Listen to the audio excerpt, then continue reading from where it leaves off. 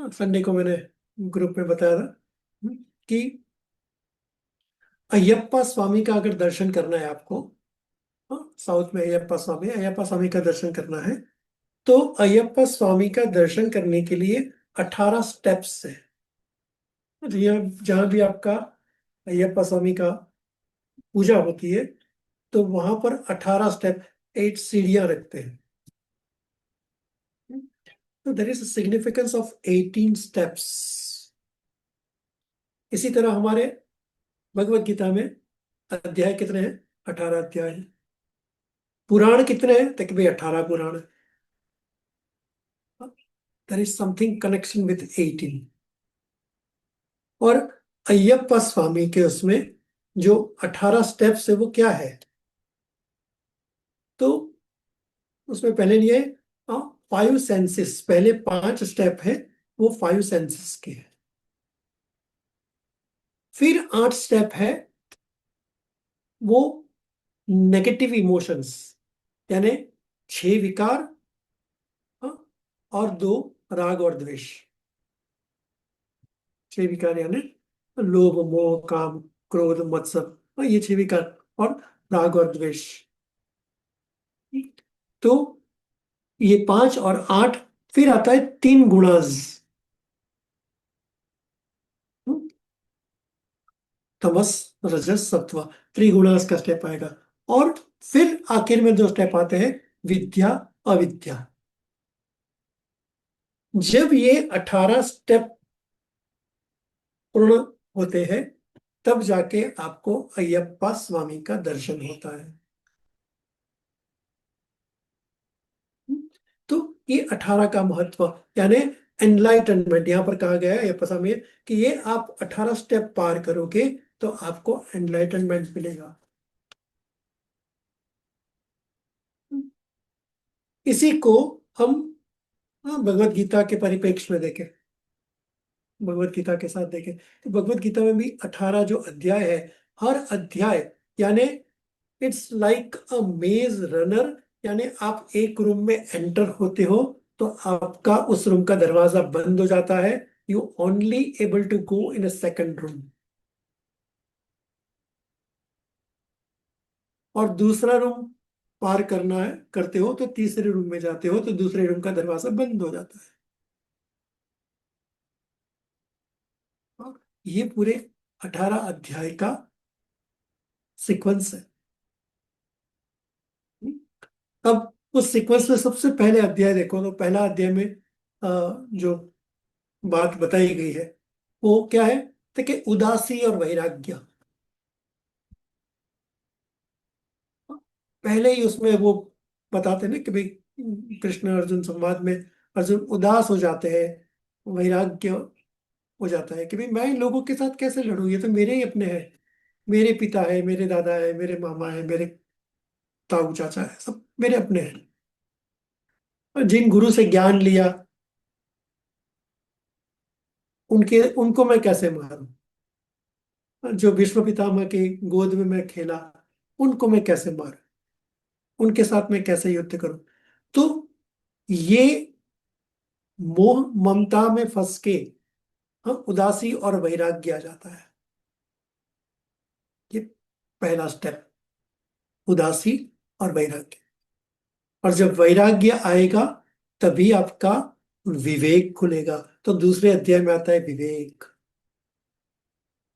हम्म, यहाँ पर पूछा जाता है स्थित प्रज्ञ की क्या भाषा, यानी अर्जुन भगवान कृष्ण को पूछते हैं कि भाई स्थित प्रज्ञ पुरुष कैसे होना चाहिए। और वहां यहाँ पर भगवान कृष्ण अर्जुन को स्थित प्रज्ञ की के व्यक्ति के बारे में बताते हैं, यानी विवेक खुलता है। दूसरा चैप्टर यानी दूसरे रूम में एंटर किया तो आप किस ओर गए? तो कि भाई विवेक की ओर गए।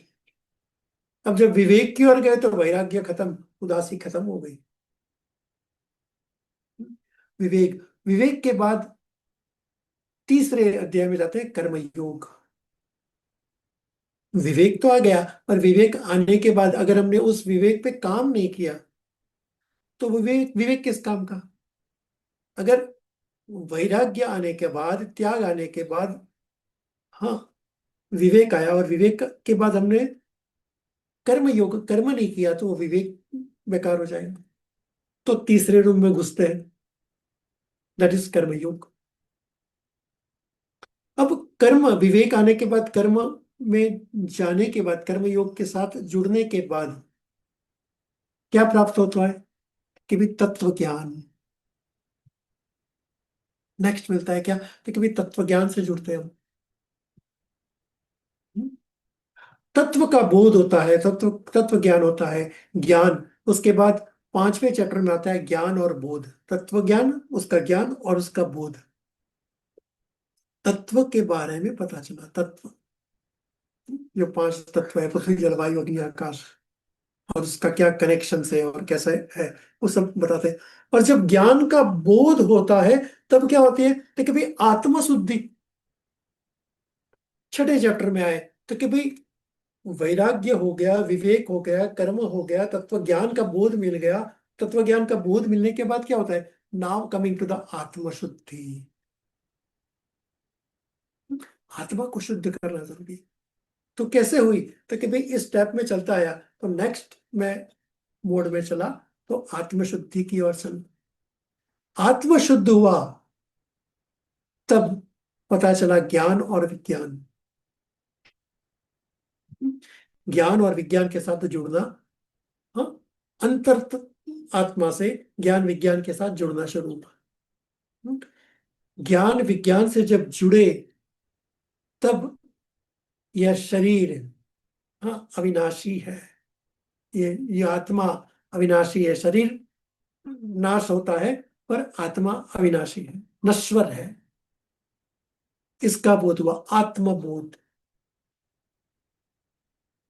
इस आत्मा के बारे में अनुभूति होना शुरू हुआ। यहाँ पर अनुभूति होती है आत्मा की, कि भाई मैं आत्मा हूं, मैं शरीर से परे हूं। हाँ, ये जब आता है तब ये हमारे आठवें अध्याय में होता है। फिर नौवें अध्याय में भगवान कृष्ण बताते हैं कि सब में सर्वश्रेष्ठ मैं ही हूं, सम्राट। हाँ, आत्मबोध मिला। आत्मबोध मिलने के बाद डिफरेंस बताते हैं। यहाँ पर अर्जुन कंफ्यूज होता है कि भाई सूर्य, आप कहते हो सूर्य भी मैं हूं, तो आप यहां पर हो, तो how it is possible you are here and Surya is there? ये कैसे संभव है? हाँ, तब यहां पर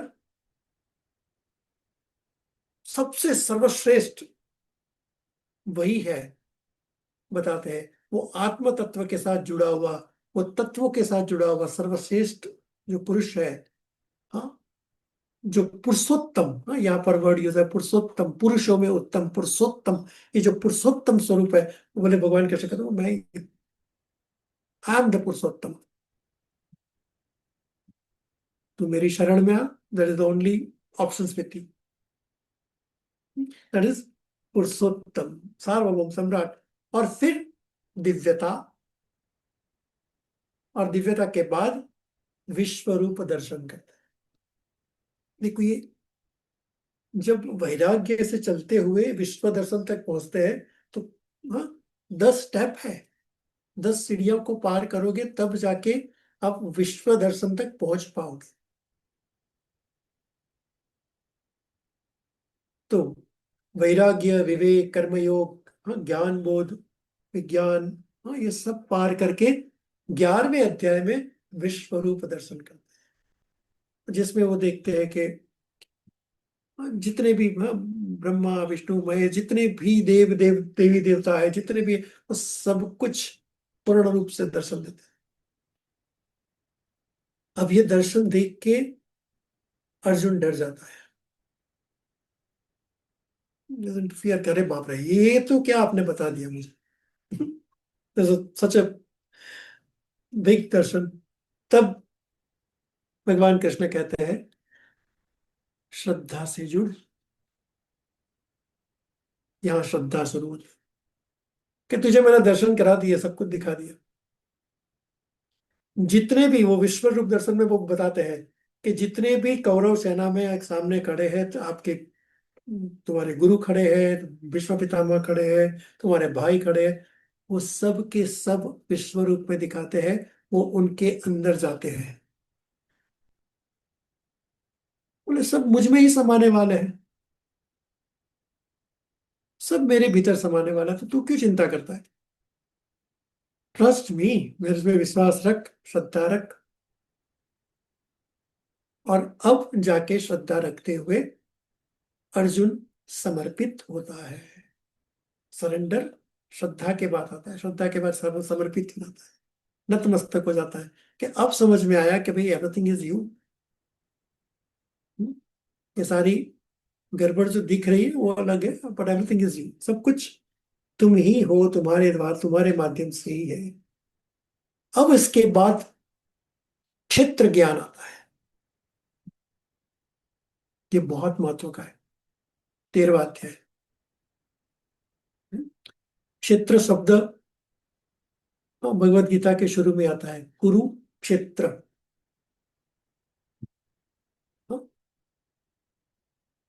कुरु कुरु राजा थे। कुरुक्षेत्र के बारे में थोड़ा संक्षेप में बता दूं। कुरु राजा थे और कुरु राजा नारायण की भक्ति कर रहे थे, और नारायण की भक्ति करके वो अपने क्षेत्र में, अपने जहाँ अपनी जगह थी वहां पर वो हल चला रहे थे, खेतों में हल चला रहे थे, खेतों में हल जोत रहे थे, हल चला रहे थे, और उसमें बीज नहीं डाल रहे थे। और जब लोग कहते हैं कि भाई तुम हल चलाते हो, खेत जोतते हो, पर बीज नहीं डालोगे तो धान कैसे उगेगा? गुरु राजा कहते हैं वो मेरा नारायण करेगा, मैं नारायण का जप करते हुए कर रहा हूं, तो वो बीज नारायण डालेगा, मैं तो अपना हल चलाऊंगा। ऐसे करते करते पूरा अपना वहां का कुरुक्षेत्र के एरिया को हल से वो कर देते हैं। तब भगवान नारायण अलग रूप में आते हैं, एक ब्राह्मण के रूप में आके खड़े होते हैं और कहते हैं कि "भाई, क्या कर रहा है तू? इस तरह तू हल चलाएगा और बीज नहीं डालेगा तो धान कैसे उगेगा? बीज तो डालना ही पड़ेगा।" अब कुरु पहचान लेते हैं कि ये तो साक्षात भगवान मेरे सामने आए हैं मेरी परीक्षा लेने। तो वो कहता है कि बीज तो आप डालोगे। बोले मैं कैसे डालूं? और फिर नारायण कहता है कि नहीं, बीज तो तुझे ही डालना पड़ेगा। तो भाई कैसे? तो कहते हैं कि तेरे शरीर के मैं टुकड़े कर देता हूं और पूरे क्षेत्र में डाल देता हूं, मंजूर है तुझे? गुरु कहता है हाँ। बोले मेरे रुधिर से सिंचाई होगी, और मेरा जो शरीर है वो पूरे उसमें बीज के रूप में फैला। तुरंत भगवान नारायण दर्शन देते हैं और चक्र निकालते हैं, और चक्र से कुरु राजा के शरीर के टुकड़े टुकड़े कर देते हैं और पूरे उसमें बीज के रूप में फैला देते हैं, और उसके रुधिर से सिंचन करते हैं। और ये समर्पण देख के भगवान नारायण बड़े खुश होते हैं और उसको वापस जीवन दान देते हैं, और फिर वरदान देते हैं। में देता है। उसके बाद धर्म। फिर वरदान देते हैं कि जिसकी भी मृत्यु इस क्षेत्र में होगी वो मुझको पाएगा, यानी मोक्ष पाएगा। अब क्षेत्र का दूसरा मीनिंग समझ लो। क्षेत्र यानी बीज का रोपण करना, और बीज का रोपण करने के बाद उस बीज का, हाँ, पेड़ पौधे में परिवर्तित होना और उसके अंदर फल फूल तक आ जाना, उसको कहते हैं क्षेत्र।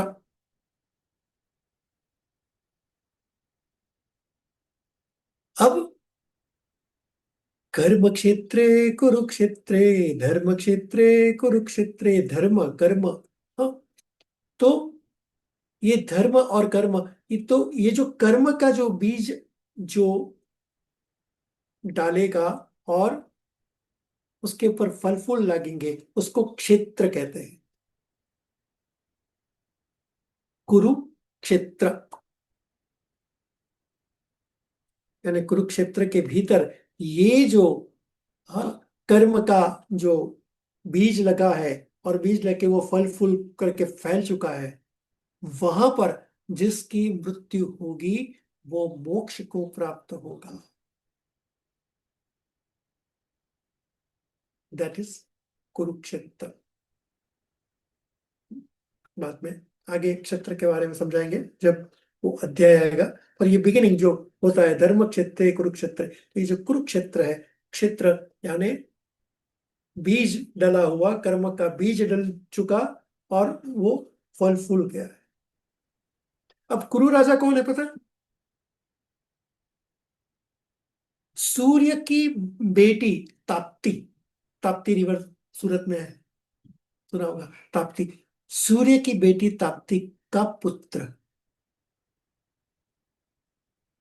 और सूर्यमान उसका हस्बैंड, यानी सूर्य की बेटी का पुत्र। और ये पांडव यानी जो पांडव वंश हुआ जो, उनके लीनिएज में ऊपर आते हैं। वो ताप्ती का पुत्र कुरु, और वहां पर ये पूरा भगवान कृष्ण ने, हाँ, युद्ध वहां पसंद किया इसलिए कि जो भी इस युद्ध भूमि में मृत्यु पाएगा वो मोक्ष को प्राप्त होगा। इसलिए आज कुरुक्षेत्र में जैसे अलग अलग जगह का महत्व है, ऐसे ऐसे कुरुक्षेत्र में जाओ तो कुरुक्षेत्र में ऐसे कहा जाता है वहां सांस लेने का महत्व है। अगर कुरुक्षेत्र में आपने सांस भी लिया ना तो आप मोक्ष को प्राप्त होंगे। वहां ब्रह्म सरोवर है। हाँ, बहुत सुंदर जगह है। तो विश्व रूप दर्शन के बाद श्रद्धा, और श्रद्धा के बाद क्षेत्र ज्ञान आता है। क्षेत्र ज्ञान के बारे में डिटेल में फिर बात करेंगे। फिर आता है नेक्स्ट, उसमें त्रिगुणात्मक शक्ति, हाँ, कि जो रजोगुण तमोगुण सतोगुण उसका महत्व यहाँ भगवान बताते हैं। फिर सर्वोच्च ज्ञान वही है, तो भगवान कृष्ण यहाँ 15वें अध्याय बताते हैं सर्वोच्च ज्ञान वही है। 16वें अध्याय बताते हैं देव और असुरों का ज्ञान, यानी अभी वो डिफरेंस बताते हैं कि what is the difference between देवा एंड असुर। दैट इज विद इन अस, जो हमारे भीतर देव असुर है उसका ज्ञान देते हैं। फिर तीन श्रद्धा के बारे में बात करते हैं, और अंत में मोक्ष और संन्यास, यानी जो ये जो भगवत गीता है, ये 18 चरण है, 18 स्टेप्स है। सो विवेक से लेके संन्यास और मोक्ष तक जाने का ये पूरा पाथ है, और ये पाथ पे चलना पड़ेगा। तो हम कल से शुरू करेंगे, एक एक चैप्टर को हम पढ़ेंगे। हाँ, आप अपने पास अगर भगवत गीता है तो साथ रखना। यहाँ बड़ा क्लियर बता दूं, ना हमें श्लोक को रटना है, हाँ, या इसे कोई उपदेश के रूप में नहीं लेना है। सिंपली हम पढ़ते जाएंगे, एक एक, हाँ, श्लोक को, एक एक उसके वर्ड्स को हम समझते जाएंगे और स्टेप बाय स्टेप आगे बढ़ते जाएंगे। महत्व है एक अध्याय से दूसरे अध्याय में जाना, दूसरे में से तीसरे में जाना, और इसमें जो जो भी, हाँ, विवेक है, ज्ञान है, कर्म है, सांख्य योग है, ये योग, ये जितने भी योग है उस योग के साथ हम अपने भीतर अंतरात्मा को कनेक्ट करते जाना है। We just need to connect. हाँ, तो जैसे जैसे हम चलते जाएंगे और इसके आत्मबोध में हम घुसते जाएंगे तो और अलग अलग नॉलेज के पार्ट्स खुलते जाएंगे, राइट। तो जो भी अध्याय चले उसके बाद आपके मन में जो भी क्वेश्चंस आए वो क्वेश्चंस आप ग्रुप में लिख देना। क्या करेंगे, रोज थोड़ा सा चैप्टर्स पढ़ेंगे। अब ये जो पूरी ये जो भगवत गीता हुई, पूरी जो महाभारत हुई, हाँ, तो बीच बीच में वो स्टोरीज भी मैं लूंगा कि कैसे, हाँ, पांडवों का जन्म हुआ, कैसे कौरवों का जन्म हुआ। तो ये पूरा, यानी इनकी जो लिनियज है, ये राजा उपरीचर से लेके, ने शायद नाम सुना होगा उपरीचर का। राजा उपरीचर से शुरू हुआ ये, और उपरीचर से जन्मजय तक, हाँ, इसमें सारे आ गए। हाँ, पांडव भी आ गए, कौरव भी आ गए, भीष्म भी आ गए, गंगा जी भी आ गई। बहुत सारे बीच में पूरी लिनियज आती है। तो ये लिनियज कैसे हुई और उनकी छोटी छोटी स्टोरियाज में बताऊंगा। क्योंकि हर भगवत गीता और महाभारत या इसमें भागवत कथा में देखो, तो हर एक का जन्म का अपना महत्व है। व्यास जी की कैसे उत्पत्ति हुई, हाँ, व्यास जी की उत्पत्ति होगी तभी आगे चलेगा सिस्टम। तो ऐसे छोटी छोटी स्टोरियां हैं जो हम अलग अलग उनकी कथा हम सुनते जाएंगे। फिर अंत में एक ध्यान करेंगे और थोड़ा सत्संग करेंगे। ऐसे करके 1 घंटे में सब कुछ थोड़ा थोड़ा लेते हुए हम, आज से शुरू हुआ, अब मंगल बुध गुरु, गुरुवार तक करेंगे, और शुक्र शनि रवि नहीं करेंगे। फिर सोम मंगल बुध गुरु से कंटिन्यू करते हैं। राइट, इस फ्लो में हम चलते जाएंगे। मैंने समझो कि आप, हमें 18 स्टेप चलना है, 18 स्टेप चलना है। एक एक रूम को, एक एक नॉलेज के उसको पार करके हम आगे बढ़ते हैं। Right, it is so simple. ज्यादा हैवी नहीं कर देना अपने आप को, अरे ये क्या होता है। बस रिलैक्स, आराम से पढ़ो, समझो और आगे बढ़ो। तब सच में भगवत गीता का हम आनंद ले पाएंगे। ना? कोई रटने के चक्कर में मत पड़ना। भगवत गीता अपने साथ रखना, मैं पढ़ूंगा, आप पढ़ो साथ में, उसका ट्रांसलेशन हम पढ़ेंगे। और फिर जहां जहां जो जो चैप्टर्स खोलना है वो खोलते जाएंगे। पूरे दिन में जो भी आपके मन में क्वेश्चंस आया वो क्वेश्चंस रेडी करो, ग्रुप में लिख दो। नेक्स्ट डे उस क्वेश्चंस का आंसर हम करते जाएंगे। Right, it is that simple. Clear? तो आज ज्यादा न लेते हुए कल से पहले अध्याय से शुरू करेंगे और आगे बढ़ते जाएंगे। Any question, doubt?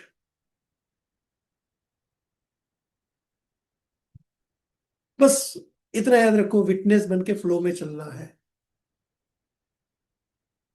मैं भी आपकी तरह पढ़ूंगा ही। हाँ? मैं कहता हूँ कि भाई, डोंट, मुझे संजय मत बनाना। अगर मुझे संजय बनाया तो आप लोग धृतराष्ट्र बन जाओगे। राइट, तो ना मैं संजय हूं ना आप धृतराष्ट्र हो। हम सब स्व अध्यायी है, और इस ज्ञान को बस उसकी परतें खोलते जाते हैं और देखते जाएंगे। तो जो जो भी अंदर से एक एक अध्याय से निकलता है उसको हम समझते जाएंगे। तभी आत्मबोध यानी आत्मचिंतन होगा।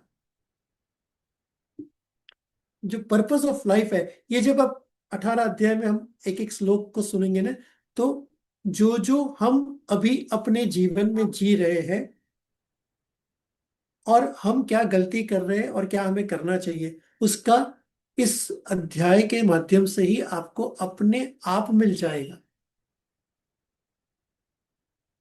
अपने आप मिल जाएगी, क्योंकि हर एक की जर्नी डिफरेंट है। तो हर अपने अपनी जर्नी के हिसाब से आपको वहां पर मुनि जी अष्टवक्र गीता में कहते हैं कि वो अहो निरंजना,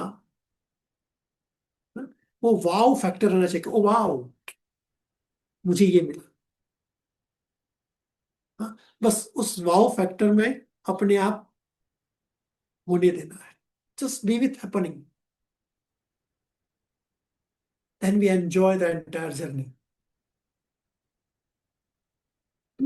उसको भारी मत बना देना एकदम, बस रिलैक्स, आराम से चलो, पढ़ते जाओ, सुनते जाओ।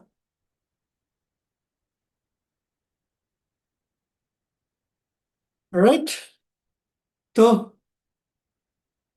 आज कंप्लीट करते हैं और कल से फिर जर्नी शुरू। आज थोड़ा इंट्रोडक्शन जरूरी था, हम क्या करने वाले हैं हमने ये बता दिया कि हम भाई 18 अध्याय को पढ़ेंगे।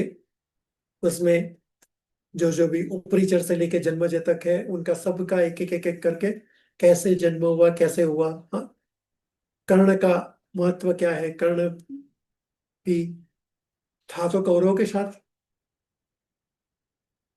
हाँ, तो पूरे उसमें क्यों कर्ण का, कुंती का, कुंती ने जो जन्म दिए, वो सबके पीछे कोई ना कोई राज है।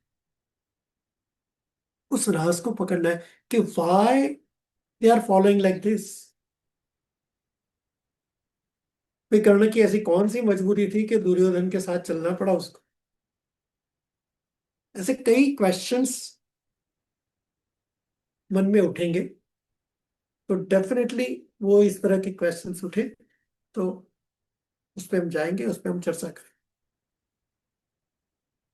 राइट, सो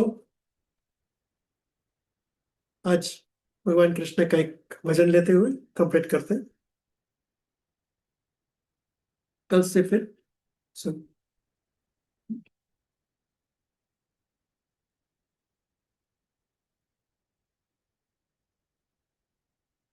श्री कृष्ण गोविंद गोपाला, श्री कृष्ण गोविंद गोपाला, श्री कृष्ण गोविंद मुरली मनोहर, गोकुल नंदन गोपाला, श्री कृष्ण गोविंद मुरली मनोहर, गोकुल नंदन गोपाला, हरि गोविंद गोविंद गोपाल, हरि गोविंद गोविंद गोपाल, देवकी नंदन गोपाल, दानव भंजन गोपाल, देवकी नंदन गोपाल, दानव भंजन गोपाल, श्री कृष्ण गोविंद मुरली मनोहर, गोकुल नंदन गोपाल, हरि गोविंद गोविंद गोपाल, हरि गोविंद गोविंद गोपाल, नंद किशोरा गोपाला, नवनीत चोरा गोपाला, नंद किशोरा गोपाला, नवनीत चोरा गोपाला, श्री कृष्ण गोविंद मुरली मनोहर, गोकुल नंदन गोपाल, हरि गोविंद गोविंद गोपाल, हरि गोविंद गोविंद गोपाल, जय मुरली मनोहर गोपाल, जय मुरली मनोहर गोपाल।